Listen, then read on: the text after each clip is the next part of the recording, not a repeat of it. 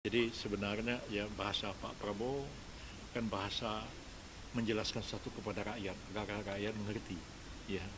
Tapi follow up-nya tentu adalah satu langkah hukum yang diambil oleh pemerintah.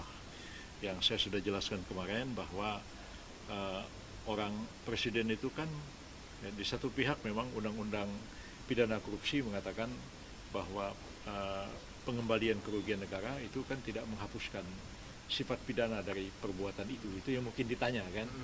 Nah, ada yang mengatakan itu bertentangan dengan undang-undang. Tapi saya mengatakan begini, harus baca undang-undang lain. Undang-undang lain itu lebih tinggi sumbernya UUD 45, yaitu presiden memberikan gerasi, amnesti, abolisi, dan rehabilitasi. Nah, kalau presiden memberikan gerasi meminta pertimbangan Mahkamah Agung, kalau presiden memberikan amnesti dan abolisi meminta pertimbangan DPR.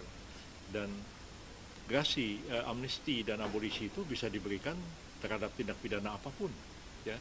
Saya berapa kali mengurusi amnesti dan abolisi dari zamannya Pak Habibie, zamannya Gus Dur.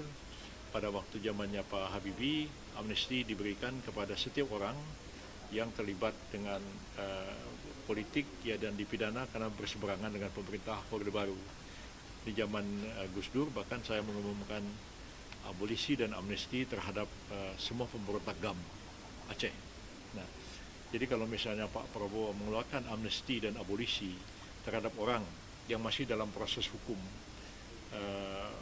diduga melakukan korupsi atau orang yang sudah divonis bersalah melakukan korupsi, presiden bisa memberikan abolisi, bisa juga memberikan abolisi, jadi perkaranya tidak dituntut, atau presiden memberikan amnesti sedang sidang ataupun diadili ataupun juga tidak akan dituntut.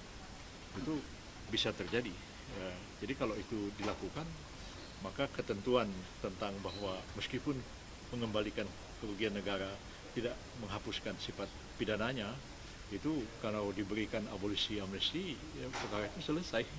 Nah, lebih tinggi itu UUD 45 sumbernya. Nah, jadi sedang dikaji oleh para menteri, Pak Supratman terutama ya, bahwa rencana presiden akan kalaulah orang yang diduga melakukan korupsi itu dengan sukarela mengembalikan harta atau uang negara yang mereka korup, atau mereka yang sudah dipidana dengan sukarela menyerahkan lebih daripada apa yang sudah diputuskan misalnya juga diserahkan, maka presiden mengatakan akan dimaafkan. Nah, bahasa Pak Presiden begitu.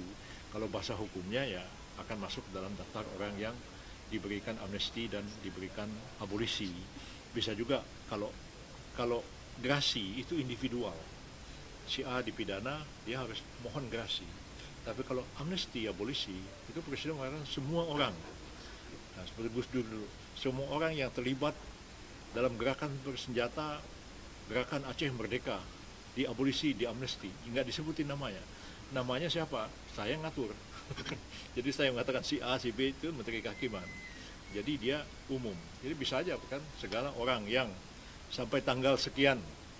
Nah, kalau di PRRI dulu, setiap orang yang terlibat dalam pemberontakan PRRI Perbesta yang menyerahkan diri sampai tanggal sekian diamnesti dan diabolisi. Itu.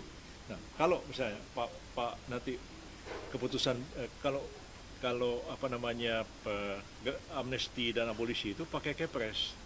Jadi Kepres mengatakan misalnya ya 1 Agustus tahun 2025 ya, barang siapa yang terlibat korupsi ini mengembalikan hartanya dinyatakan diabolisi. Nanti nama-namanya kita yang susun berdasarkan data yang kita miliki. Gitu. Jadi ya kalau bahasa Pak Prabowo ya mengatakan ya akan dimaafkan. Ya, tentu prosesnya adalah pemberian amnesti dan abolisi, ya. Prof, yang 44 terkait dengan ini, kan terkait dengan napi ini narkotika. Jadi kan yang akan diamnesti abolisi itu kan beberapa kriterianya sedang kita bahas, antara lain adalah anak-anak muda yang usia produktif dan mereka ini adalah pengguna bukan pengedar. Nah, jadi Pak Presiden berempat orang seperti ini kan mestinya nggak dipenjara, tapi undang-undang kita memenjarakan mereka. Nah, Presiden mau memberikan amnesti terhadap mereka. Nah, karena usia muda dan produktif, ya Pak Presiden maunya, kita kan bilang begini, kan orang ini kan harus direhabilitasi. Kalau misalnya di amnesti terus keluar nggak dia apa-apain, kan kita yang disalahin sama masyarakat. Ngapain sih ini orang bikin resah orang sekampung kan begitu. Nah, karena itu harus ada penyaluran. Mereka ini adalah sekaligus di rehabilitasi dan sekaligus disalurkan usia produktifnya itu. Maka Presiden akan merekrut mereka itu dalam komponen cadangan yang militer begitu.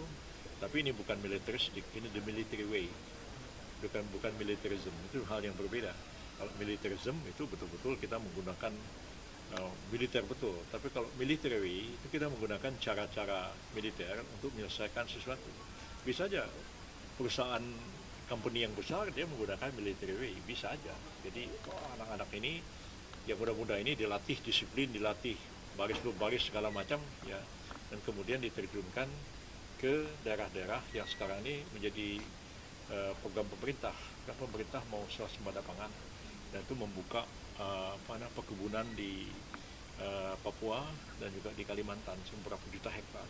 Nah, mereka yang sudah dilatih Komcat ini bisa diterjunkan ke sana kalau mereka berminat, ada pekerjaan, ada ini. Nah, itulah maksud Pak Prabowo itu disalurkan ke sana. Sekaligus mereka direhabilitasi. Tapi caranya kan harus sehat, tidak. Siapa yang meletakkan senjata dan menyerahkan senjatanya kepada Tentara Nasional Republik Indonesia tanggal sekian dan mengucapkan sumpah setia kepada Republik Indonesia, maka diberi amnesti.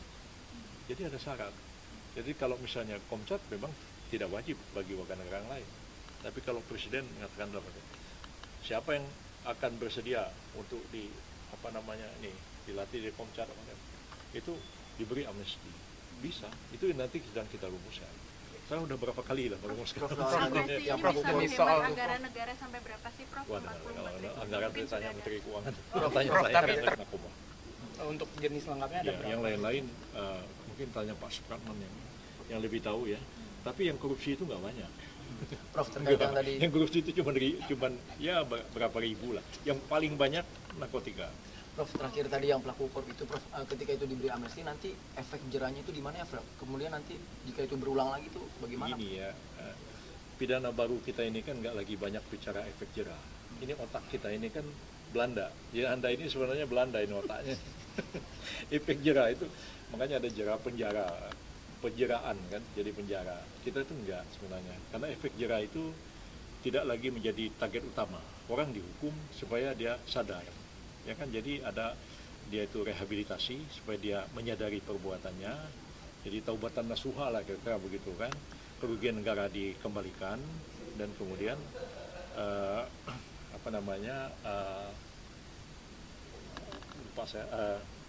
kerugian negara dikembalikan, orangnya dipidana, ada begitulah kira-kira. Nah, kenapa? Kan kita efek jerah supaya nggak ngulang lagi. Coba ambil contoh misalnya. Kenapa dia korupsi? Karena dia jadi bupati. Korupsi kan terkait sama jabatan, ya kan? Kenapa dia disuap? Ya karena dia pejabat. Begitu dia dipidana, terus 5 tahun misalnya, 10 tahun, supaya dia jerah tidak mengulanginya. Bagaimana mengulangi? Dia kan hanya bisa melakukan itu kalau dia jadi bupati. Kalau dia supir ojek, masa dia mau disuap? Saya mau nyuap supir ojek. Jadi kan itu dipikir seperti itu. Nah, jadi efek jerahnya itu kan supaya orang tuh kapok nggak melakukan. Tapi bagaimana dia mau melakukan lagi kalau dia bukan bupati lagi?